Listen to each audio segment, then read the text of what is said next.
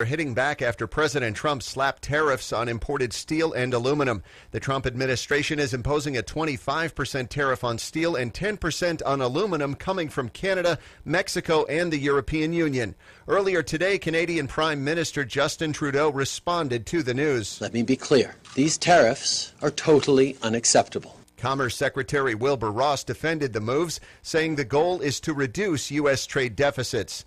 The 2018 Atlantic hurricane season might not be as bad as previously thought. A new forecast from Colorado State University revises the prediction for a near-average season with 14 named storms, 6 hurricanes, and 2 major hurricanes of Category 3 or stronger. You're listening to the latest from NBC News Radio. This is Marge Doyle, and I approve this message. I love our country and the values we represent, and I know you do too. Tuesday is Election Day. Vote for the change you want to see. This Tuesday, your vote matters. As a registered nurse, I have campaigned for the betterment of our district. I signed a pledge to hold regular, open town hall meetings and make sure you always have a voice in Congress. Now is the time to take action. It is crucial that you vote to help save our democracy. Paid for by Marge Doyle for Congress. Sesame Street loses lawsuit.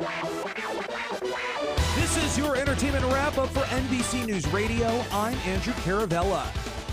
Sunny days are not A-OK for the most famous kid street in the world. The nonprofit behind Sesame Street has officially lost its lawsuit against the creators of Melissa McCarthy's raunchy puppet comedy, The Happy Time Murders. According to Time, a New York judge ruled on Wednesday that distributor STX Productions can continue to use the tagline, "No Sesame, All Street," to promote the R-rated flick, despite Sesame Workshop's claim that the marketing campaign creates public confusion about Sesame Street's wholesome brand. Now, for their part, the makers of Happy Time, which was directed, mind you, by Brian Henson, son of Muppets creator Jim Henson, were very quick to make their admiration for Sesame Street known via a statement from puppet lawyer Fred Esquire. Quote, "We fluffing love Sesame Street, and we're obviously very pleased that the ruling reinforced what STX's intention was from the very beginning, to honor the heritage of the Jim Henson Company's previous award-winning creations while drawing a clear distinction between any Muppets or Sesame Street characters and the new world Brian Henson and the team created." Now in other news, Tom Cruise has teased a photo from the set of Top Gun 2.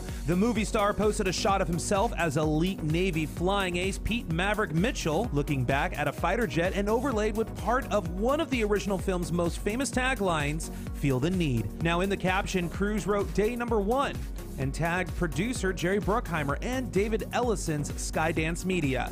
Paramount Pictures will release a sequel on July 12, 2019. Also checking the IMDb page for Top Gun 2, there is no mention of any other cast members as of yet, as Tom Cruise is the only one mentioned in the cast. More to come as it becomes available. And that's your entertainment wrap-up, Inland Empire. For NBC News Radio, right here on KCAA, I'm Andrew Caravella. On June 5th, the choice is clear. James Ramos for State Assembly. James Ramos is tackling homelessness in our community, finding permanent housing for more than 400 veterans. Now he's helping homeless youth and families find housing. James Ramos is fighting to keep us safe. San Bernardino County Police and Sheriff support James Ramos for Assembly. We need him in the State Assembly, fighting for us. James Ramos for State Assembly. Paid for by People for Better Government Committee of the San Manuel Band of Mission Indians. Not authorized by a candidate or a committee controlled by a candidate. KCAA, where every day is a great day. Don't die wondering. Take back your life with Dr. Marissa Pay. And there it is again. I love it. Affirmations. This is Dr. Marissa. You are tuned into my weekly talk radio show, TV show, called Take My Advice. I'm Not Using It.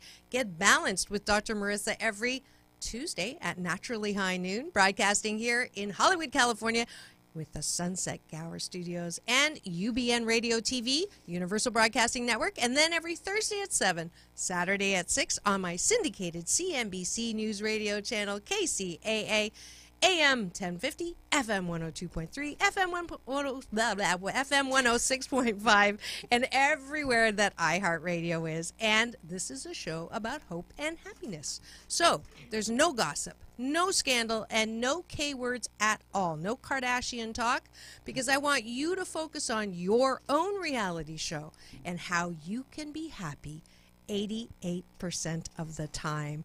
And if you missed any of my shows during Mother's Day, or Marianne Williamson to Marianne from Gilligan's Island, or any of my red carpet interviews, I had the Righteous Brothers singing to me, Martha Vandellas, and so many different wonderful interviews that I've gotten to have on the red carpet all over the place. Please go to my YouTube and subscribe there, and that way you can tune in as well. And peace in, peace out, shout out to excellent customer service, because I like to balance out all the complaining that goes on. And Blake at Target and Brian at the Green Crush in the Cerritos Mall. Peace in, peace out also to my beautiful younger daughter, Sarah. She won the President's Award for Educational Achievement this last week. She is a senior, and she's going to be graduating and going to UC Davis. And now for today's show. So, y'all know, last week of the month, I talk about sex. And why do I talk about sex? Well, if you were here in the beginning, I think it was my second year on the air, and on camera, because we got cameras in the studio, I saw the statistic that up to 85% of women actually fake orgasms. And or many women are not interested in sex because they're not comfortable in their bodies. They've loved and lost, or their heart was broken, or men as well. And so, and also teenagers running around getting their sex education from porn. So I thought, you know what? I want to dedicate 1 week a month to actually talk about sex in a, not necessarily educational, but let it be okay to talk about pleasure, because I'm determined to make pleasure a G-rated topic. I think it's important for us to talk openly about it, and although my kids will say, Mom, can we have one dinner without you using the word vagina? So we do kind of go overboard sometimes. That's me. But I haven't had a panel in a while, and so I wanted to bring on some millennials to talk about, is there a better way, a best way for parents to be able to talk about sex and having sex, what messages work, what doesn't work. I want to understand some of the new terms that I have no clue what they mean, and all of that. So I brought here, and I was going to have my older daughter. She surprised me from coming back from Cornell early to be at her sister's award ceremony, but she is on her way tomorrow to do her internship at Duke after finishing her second year at Cornell, and very proud of her, and so super crazed trying to get everything done and ready before she flies out. So she begged off, which of course I'm going to say no, but she begged off anyways. And if you want to, and plus, I thought about it, and I thought, do you really want your older daughter coming on and talking about what she doesn't like you talking about sex about? And I thought, you know what? Maybe I won't miss her. So I brought some safe teens and millennials to the studio, and I'll let them introduce themselves. They're wonderful, beautiful. I just got to have a meal with them on Sunday. Their parents and relatives are students and clients of mine. So without further ado, welcome my millennial panel. Hi. Yeah, applause. Where's my applause? Yay! Can't let them not have their applause. So I'll let you introduce yourselves, and this is the way I'd like you to do it. So the name that you're using today, because you could be anonymous if you're a little bit embarrassed, and kind of where you grew up, yeah, and how old you are, right. and we'll go from there. All right, so on the count of three, point to the one in the room that you want to have start. 1, 2, 3. Okay. The guy got it. All right. Okay, I guess I'll start then. Yeah. Well, my name is Aldrich Chavez, and I am currently 16 years old, and I am growing up in Huntington Beach, California. Okay. However, I was born and spent most of my childhood in Texas, Austin, Texas. Got it. So you got a two-state experience. Exactly. Yeah. Yeah. Awesome. Well, welcome. And then Thank you. You get to invite the next person. Okay, since they both pointed at me, Elise, you can start. Okay. All right. My name is Elise Quintanilla, and I am 18 years old. Okay. I live in College Station, Texas, and I'm visiting my family and friends here in Huntington Beach. Beautiful. Welcome. And last but not least. My name is Annette Welsh, and I'm 23 years old. I grew up in Texas, but I now live in California, and I'm a California baby. Yes, you are. And she's also, as of 2 weeks ago, Yes. she's my new assistant. I am. So I'm putting her to work already on camera. I'm really happy to be here. Yeah, I'm really happy to have you. So I'm going to start with, let's see.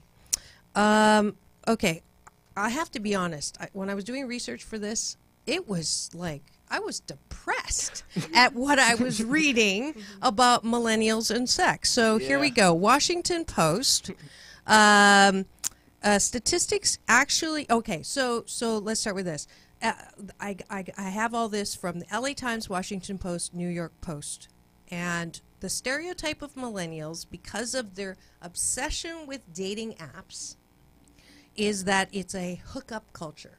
Okay, so that wasn't necessarily the part that depressed me. The part that depressed me was there's a study out. So there isn't anything magical about it. Why more millennials are avoiding sex? Journal of Sexual Behavior finds that younger millennials, those born in the 1990s, are more than twice as likely to be sexually inactive in their early 20s as Gen Xers were. Compared with baby boomers, millennials look like nuns and priests. I was like, really? Wow. Yeah. So why they're saying, and so I purposely didn't give you this ahead of time because I want to get your off-the-cuff reaction. Why they say a culture of overwork and an obsession with career status, a fear of becoming emotionally involved and losing control, online dating where looks matter above all, anxiety surrounding consent, and an uptick in the use of libido-busting antidepressants, the use which doubled between 1999 and 2012, can reduce sex drive. So, reactions. Who wants to go? So much yes. I feel like I am a contributor into that statistic and to that.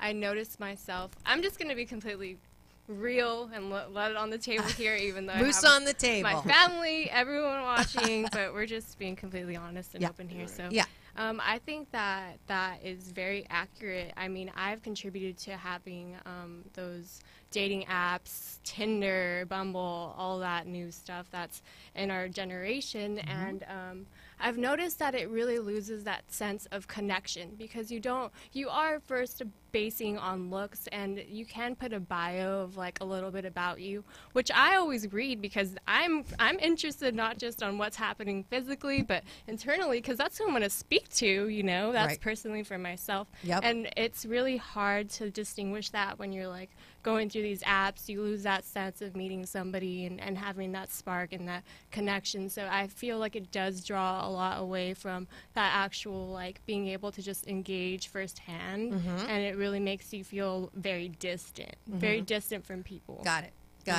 But yes, same, no. I 100% agree on that. I can also see that I feel as if a lot of millennials are putting their career first and, focusing on what they want out of life, their career, maybe exploring other options that wasn't there before. And I personally have no experience on any type of dating website. As opposed to your cousin, but that's okay. So we're getting the opposite extreme here, which is good. That's what I wanted, was variety. And so would you say would you say you have no interest in dating at all? Like that's not a high priority in your life right now that you're focused on, because you're at college, you're at Texas A&M, right? And first year, you just finished your first year, and you want to be a dentist. That's right. So you are focused in on that. Are your friends using apps? Are your friends kind of boy crazy, girl crazy? Where are they? Maybe a very, very small percentage, I would say. Okay, so what they're saying is kind of true. What the statistics are showing. Okay, cool. And then there's the guy. Yep. Obviously, I mean, I personally agree with that completely, and only because I feel like once the dating apps started to come out, and once like the times started to change, because the times are still changing now. True. So anything could happen with the future generations as well. Yes. Like they could either be more sexually active or less.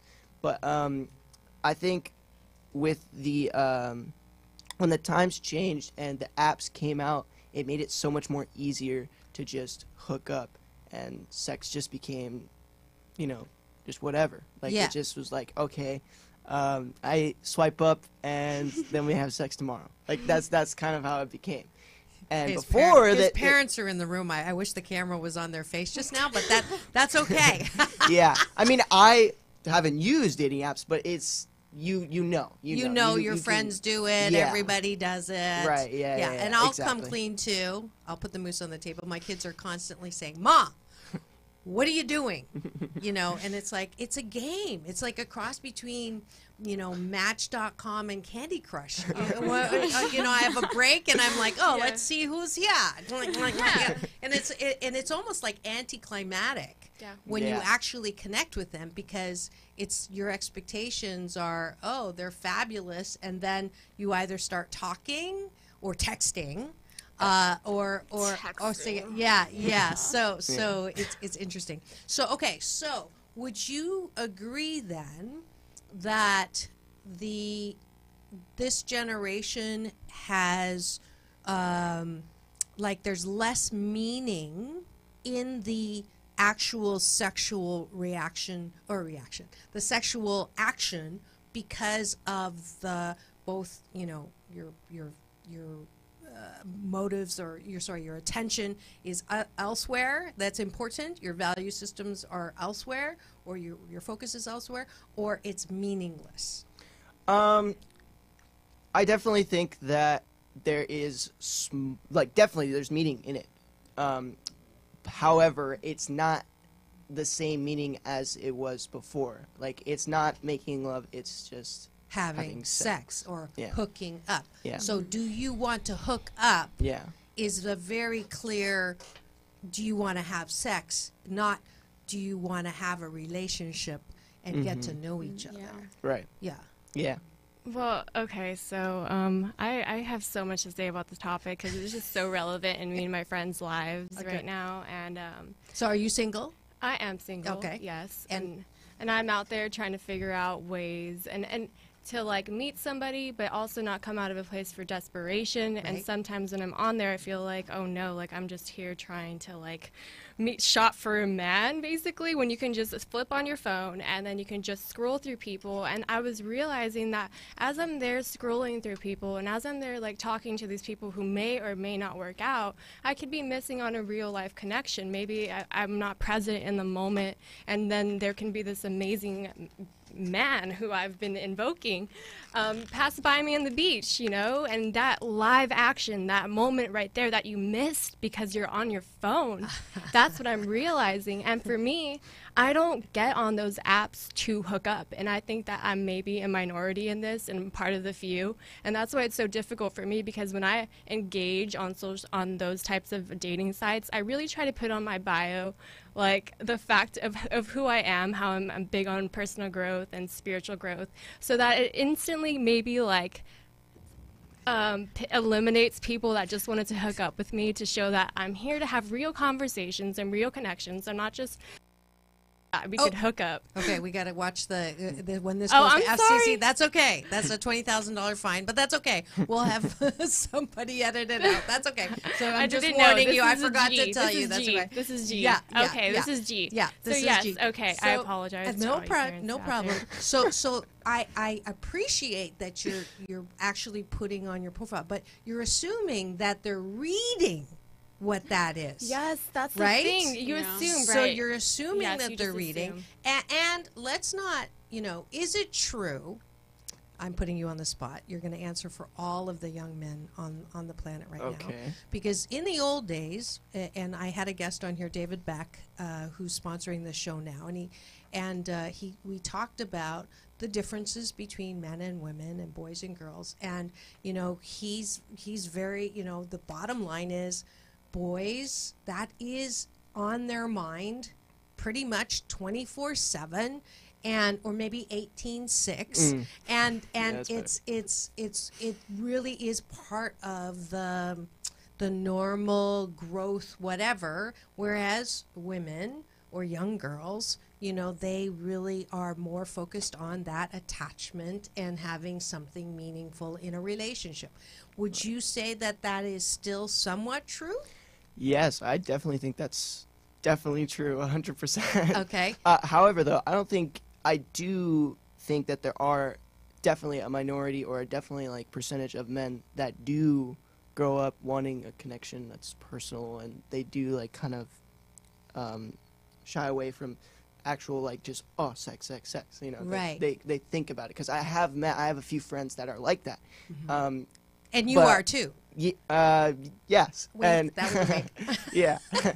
However, on the other hand, I have way more friends that definitely are on the other side of that. Yeah. Okay. So I definitely think it's a huge percentage of people of men that think that way. Yeah. Yeah. And I think it's because of that being unchecked.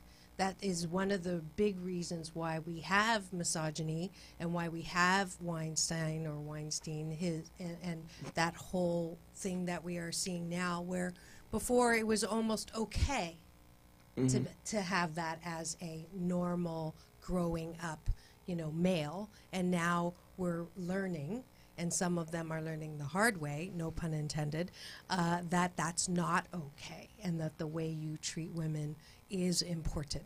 So would you say that the minority is growing to be a majority? That's one part of the question. And how much of that is because of parental messages to the children now versus then? Well, I can just to put my sense into that. Yeah.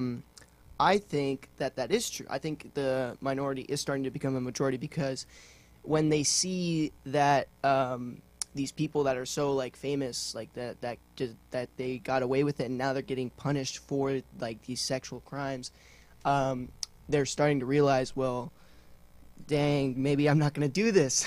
Maybe I'm not even going to think about it that way, because these are like they start implementing in schools and with parents, like they start implementing that it's not okay to do that, because it starts becoming a topic. Yeah. As children and teenagers are growing up, I think now even more, because it's been happening so much in the news and all of that. Yeah. So that's good news. Yeah, definitely. Yeah. Good. Yeah. Good. Weigh in? Anything to add to that, or? I mean, so I'm going to put you on the spot too. What exactly did your parents say to you about sex? And I was going to ask my daughter this too, so I can try to look at correlation. So I'll start. Okay. So I was told you don't have sex until you're married. Yep. And I'll never forget the day my mother found my birth control pills, and I was like in my 20s, like mid-late 20s. She had a cow, just complete cow meltdown. So that was the message before. Now, when I first started doing sexual healing with Dr. Marissa episodes, I found that hadn't really changed. I would talk to a lot of kids, and they would say, their parents would say, not till marriage, but if you're going to do it before marriage, make sure that you're protected. And that was kind of the message. So anything else? My parents actually have never said, wait till marriage. But they weren't saying not wait till marriage either. It was more like, I felt like they kind of openly talked about it and said, asked me if I was sexually active, if I wanted to get on birth control, if I wanted to kind of take that route. And they were more open about it. And I felt like a lot of my friends they were scared to talk to their parents about that. They were scared to ask or tell their parents that they were, and they had like a fear inside of them, and then they would end up pregnant the next year. I'm like, yeah, the consequence. And if you're wondering why I'm talking about sex on the air right now, it is because it is the last week of the month, and that is the Sexual Healing with Dr. Marissa, the new Asian Dr. Ruth, special series that is happening on Take My Advice, I'm Not Using It, Get Balanced with Dr. Marissa. And I am very fortunate to have a panel of millennials here to actually talk about their experiences and be open to some of my probing questions, no pun intended, to ask what's going on and how can we do this better. So, Annette. Well, I don't think I really recall my mom telling me to wait till I'm married. I just feel like that was kind of like wait till you're older. Never was the right time. And, when I had finally decided that I wanted to get on birth control, it was like kind of figuring out the information myself rather than going to her, who would probably give me the best advice on it. So it was a lot of seeking information on myself, which I wish I would have had her help on. But then when I finally came to her of it, then at that point it was like she was able to kind of communicate about it with me. But I felt in a way kind of ashamed because I really respect my mom and I didn't want her to think poorly of me because it's such a taboo kind of topic, especially when you're in high school and you don't want to like shame your parents and your name and everything like that. So it was definitely something that I kind of kept to myself, really. Like she kind of knew about it, but we didn't really talk about it. So that's what kind of went down in my household. Okay. All right. Thank you for being honest. And well, this is tough because Dad's in the studio. Dad, you want to walk out? No, I'm kidding. Yeah. Well, my parents did talk to me about sex a little. Not too much because it's still kind of uncomfortable. Obviously, I mean, obviously. Yeah. I mean, my dad definitely told me some stuff, but yeah.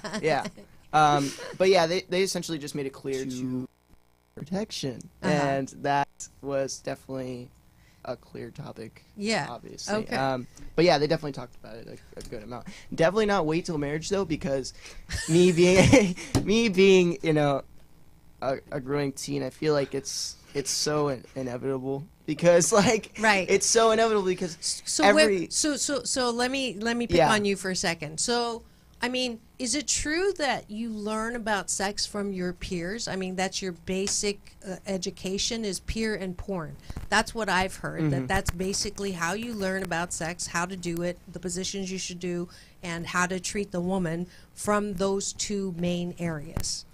Yeah, definitely. Yeah, I think that's definitely true with your peers and porn, yeah. So here's my best case scenario. And this is what I would like to, this is my opinion.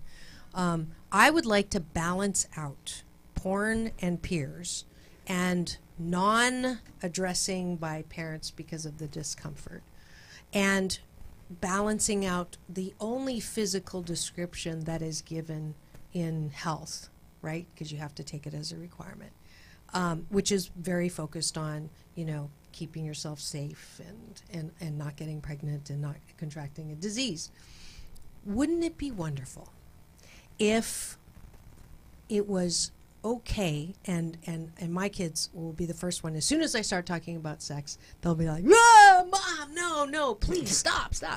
But to have an okay openness, not to talk about sex, but to talk about, you're going to be attracted to someone. You're going to be attracted to people. You're going to be attracted to partners. And this is what I would want for you. I would want you to meet someone who respects you and likes you and wants to be intimate with you, body, mind, spirit, soul. And great. I would want them to, and here's the way they would show that. They would respond to your questions. They would invite you out. They would pay for you your first date. I have daughters. The first date, they would ask what you liked. They would share what their hopes and dreams were, and they would make your fingers tingle when they kissed you. You know, that's the kind of education that if we all took responsibility for that, whether our kids are comfortable with it or not, wouldn't that be a little bit of a balance so that we wouldn't, you know, and we would talk about porn and we would say, you know, it does look like the women are having a lot of fun in those videos, but actually most of the time they're acting, and there's porn stars who will actually say that, and this is how you can please a woman. And this is how you can please a man. And pleasure is okay, and it's beautiful, and it's a gift of life. And I want you to have that pleasure. But I also want you to balance it with responsibility and respect. And wouldn't that be great? Yes. Yes? So much yes. Yeah. I think so. I honestly do. What would you add to that message? Well, you can go. Okay, well, maybe just giving them some also tools, because there's also a new movement going on in the porn industry for different women are getting a hold of actually producing porn in a way where it actually shows romance, and it shows love, and it shows affection, and all of these things that come into also having pleasure. It comes with all of that. And for me, that's what I ultimately like. So to actually see something that's more realistic, because some of this other porn is animalistic, and to actually see that there's different ways to treat each other respectfully and still have sex. Yeah. It was an interesting thing for me to see this, and this new documentaries coming out, and I see that people are starting to come in and say, hey, we also don't like this, so here's another way. Right. You know, and for us to just kind of be informed about that, and then maybe give them the information, like, hey, maybe check this out, you know, check this out. Because a lot of times you don't want to have that conversation with your parent, so then maybe as a parent figuring out what you would want your child to see, like, and these are the sites that I recommend, and so that they don't just get the information from the peers, and they're not just also getting firsthand information from you and your husband or your mom. Like, no one wants to hear their parents and having sex. It's like, no. Yeah. So just adding that, like, some tools and resources for them would be like a good idea. Yeah, not actual tools, like tools and resources as in the resources. Yes, the resources. Although we could go there, but we're not going to go there. That's another topic. Yeah, that's another. Yeah, that's our advanced panel. I think I would get like quartered. My sound engineer shaking his head right now. All right. And speaking of which, I think it is time to break to thanking our sponsor who made this day possible. He was actually a past guest and one of my teachers that taught my kids, and a wonderful man, Dave Beck. He's got this great book. If you haven't watched his show with me, go on YouTube and subscribe there. But this episode is brought to you by And They Said What? This is the book. And it's not on there, maybe? Well, we'll play another one and we'll find it. It's the YouTube link. All right. We'll just play any. We'll play any ad, and then we'll add that in the end. Okay. Are we ready? Okay. No way! I'm so cold. I'm so hot. I'm so hungry. I'm so full. Did that complaining sound familiar to you? Hi, I'm Dr. Marissa, your cheerleader for Hope and Happiness 88% of the time. And they also call me the Asian Oprah.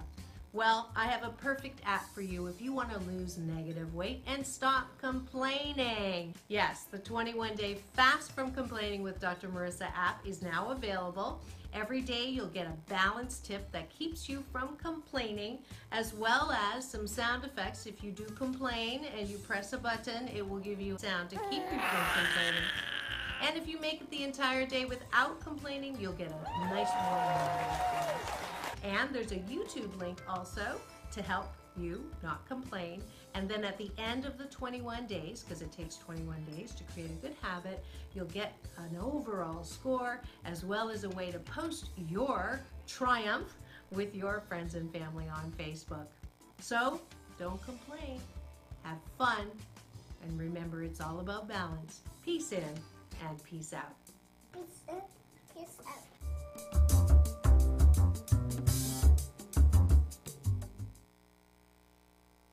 How do you prepare a young teen for the sexual culture they're growing up in today? Science teacher Dave Beck's hilarious and harrowing book, They Asked You What?, does just that. It gives the student, their parents, and teachers the knowledge and tools to deal with the reality of today's overwhelmingly sexual American culture. And it's a great, fun, thoughtful read. Read it yourself. Give it to your teen and/or their teachers. Available for Kindle download and softcover purchase at Amazon.com. And applause in. Thank you, David Beck, for sponsoring the show, as well as the 21-day Fast from Complaining with Dr. Marissa. We'll talk about more at the end of the show. But today you are tuned in to Take My Advice. I'm not using it. Get Balanced with Dr. Marissa. And it is the special series end of the month called Sexual Healing with Dr. Marissa, with my millennial panel, because I'm determined to make pleasure a G-rated topic. And we only have a little bit of time left. I know that hour goes fast, right? So 10 minutes of whatever you want to say about, now that we kicked your parents out. So Yes. It sounds like you have something to say. Here we go. Oh, all right. Yeah, okay, so just my topic, you know, do you hear that feedback? Yeah, there's like huge amount of feedback. Oh, okay. this is someone's side. Yeah. Definitely a plane. Oh, it's a plane? Yeah. Oh, okay, cool. So Anyways, the back size? on topic. I just wanted to say that I personally think, like, it's definitely a big yes to making pleasure a G-rated topic and talked about.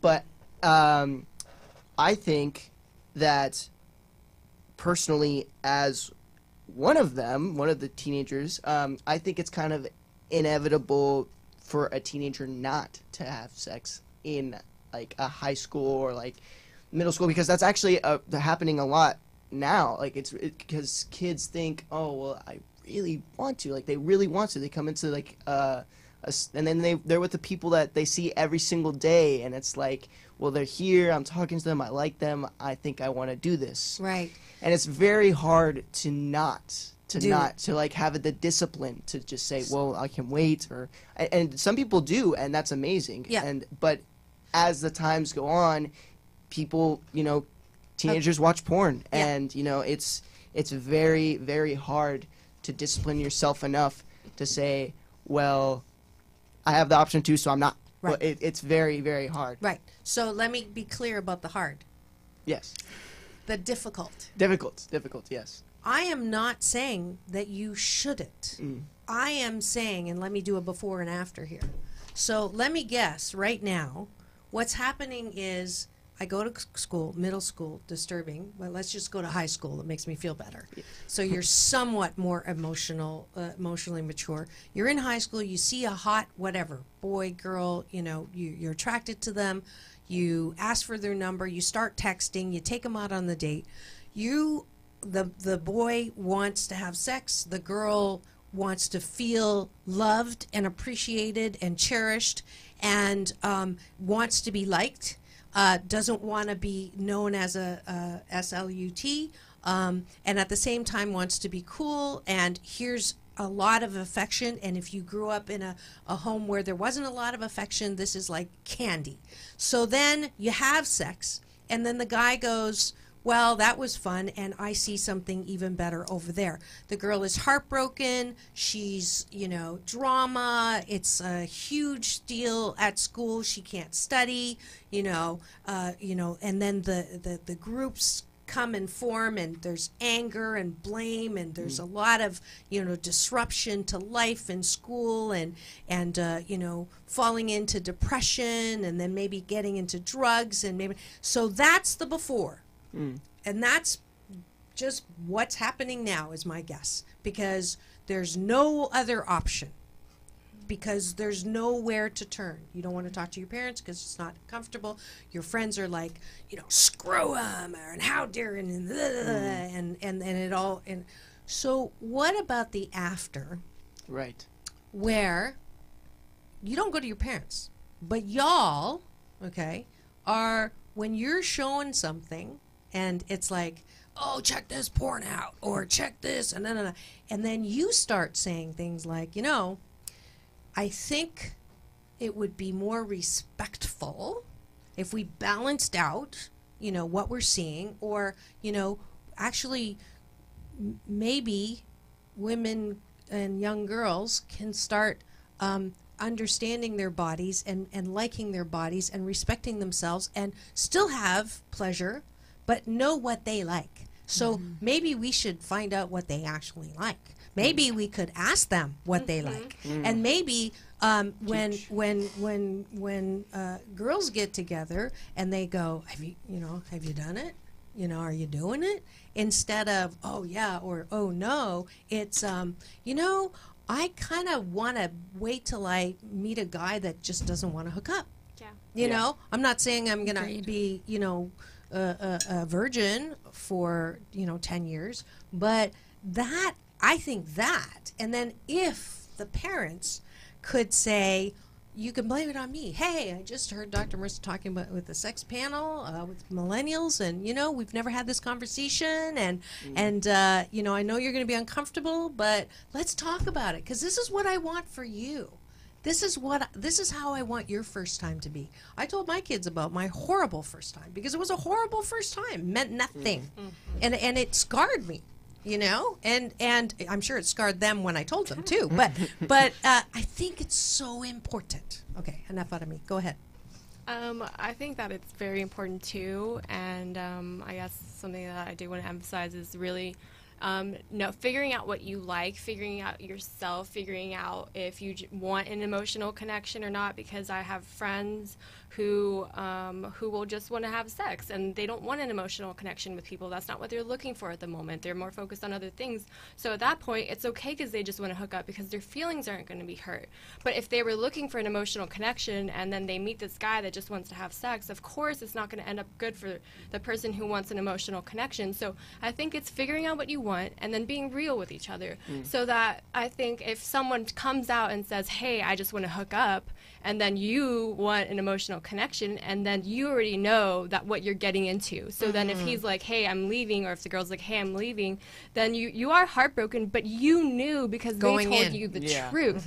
So I think that we all need to be honest with each other. Yeah. And that's even on the dating. On some of those bios, I do respect the people that are like, I'm just here to hook up, because then instantaneously, we're not compatible. Yeah. So then if we're not, like, a lot of times I feel that what happens is that maybe guys or even girls, I don't want to stereotype, will try to just maybe like lie a little bit internally and show affection, appreciation, cherishing, whatever, but then really kind of lead on what they want maybe to have sex.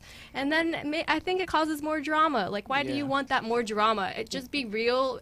And sometimes when you're honest, it hurts because you could risk having them leave, but at the same time, that's a better risk than what would come after if you lied. You know what I mean? Yeah. Yeah, so it's just not a match. Find a match. Find a match. If you want a dog, don't buy a cat. Exactly. Right? That's Don Miguel Ruiz. Go ahead. Yeah, so I think a lot more friends should be open with it as well, like talking about maybe their experiences, and whereas I feel like they don't really do that. They just talk about, I hooked up with this person last night and it meant nothing, and I'm just going to do it again this weekend, and as well as like parents talking about different, like, talking about pleasure, and and I do agree on that, like finding out what you enjoy for yourself, and then if you could find a partner that is actually interested in wanting to pleasure you in that same way, instead of just a hookup or more of a connection. I think. Yeah.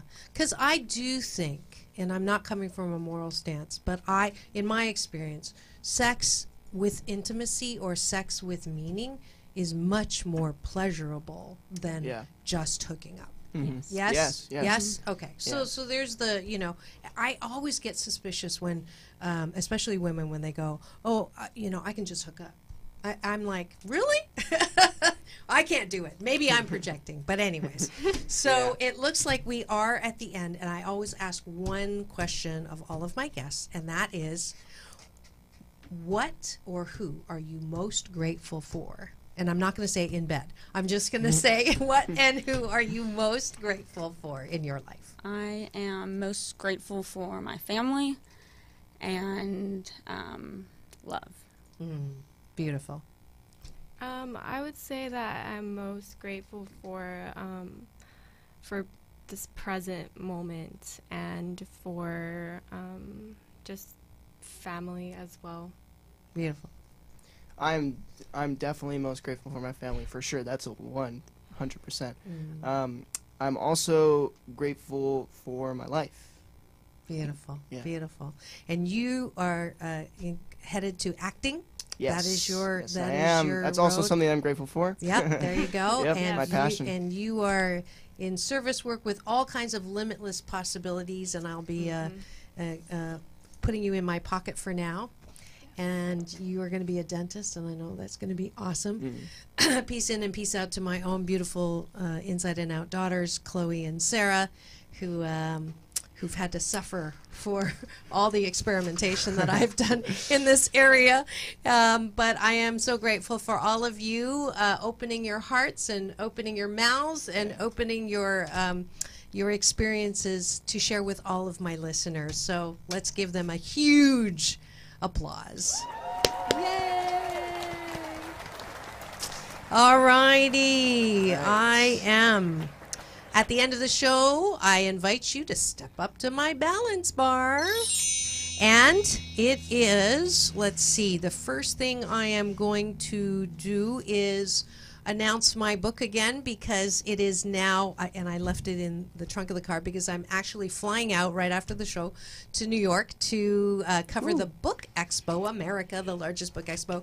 Actually is press, but I have my new upcoming first solo book called 8 Ways to Happiness from Wherever You Are. I'm so grateful. We've already had like almost 100 pre-orders just in this last week since it came out, and I'm so grateful and so excited.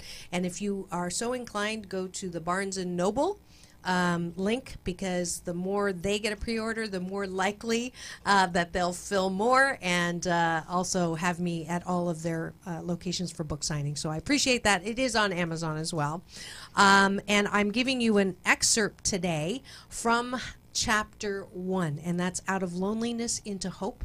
So if you are right now saying, I'm not having sexual healing, I'm not having sex at all because I'm alone, I'm lonely, and that's the way it's going to be for the rest of my life, I want to argue with you. I want you to read the book. I want you to know that loneliness is a okay, normal feeling for human beings, but there is always hope, and that you are loving, loved, and lovable, and wrapped in a warm blanket of worthiness, and you too can find hope, because you are hope.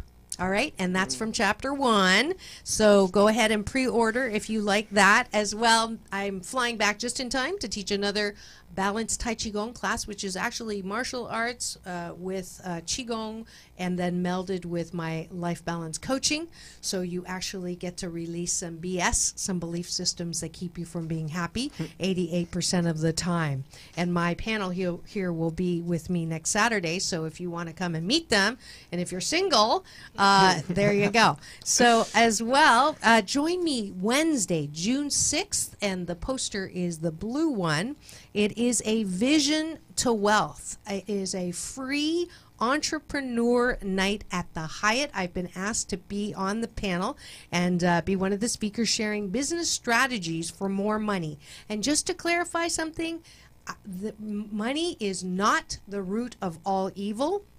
Money is a wonderful thing, especially when you have wonderful things to do on the planet. So I am all about creating and emphasizing and wanting more and more wealth for everyone on the planet, especially my listeners who are doing great things on the planet. So that is, if you go to Vision to Wealth, if you go on my Dr. Marissa Facebook, I will have a link, or you can go Vision for Wealth, Dr. Marissa Pay on Facebook, and then you can say I'm going, and you will. There's a free tickets just with my name on it, so make sure you do that. Next week, I am having another guest who is doing fabulous things on the planet, Cabria Stokes is the founder and CEO of Homeboy Electronics Recycling. So if any of you who don't know about Homeboy Industries, they take people and hire employees who are straight out of the incarcerated system, who can't get jobs pretty much anywhere else because they have an ex, but they've done the time already. And so Father Gregory started Homeboy Industries, and it's been catching on, and it's a wonderful solution to really healing this aspect of our planet, making prison not an industry, $1 billion industry, which it is now, keeping people down, but providing hope and opportunities for people who have made mistakes and have paid the time and now are out to be beneficial presences on the planet. So make sure you tune in next week for another scintillating episode of Take My Advice. I'm not using it. Get balanced with Dr. Marissa Pay. That's P for positive, EI. And remember, it's all about balance. Peace in and peace out, which is world peace through inner peace.